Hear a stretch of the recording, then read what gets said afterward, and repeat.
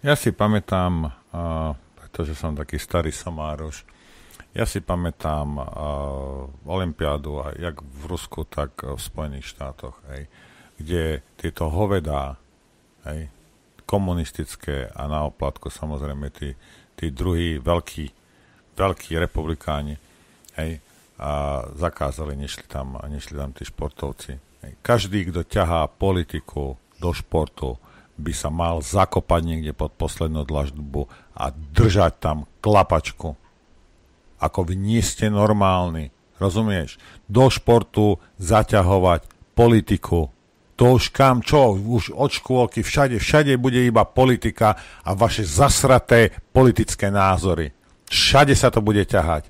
Lebo vrchom spodom to treba ľuďom tlačiť. Keď niekto chce pozerať hokej, tak chce pozerať kvalitný hokej a kvalitných hráčov. Vy hovedá. Toto mňa strašne vie rozčúliť, rozumieš? Proste sú miesta, kde vaše politikárčenie, kde vaše sračky nemajú miesto a ľudia by to nemali dopustiť, aby takíto mohli rozhodovať o nejakých veciach. Nemáš tam čo hľadať, ty debil.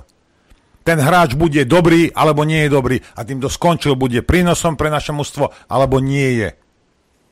A to, že niekde hrá, alebo ja neviem čo, veď, ale ako, nehnevajte sa na mňa.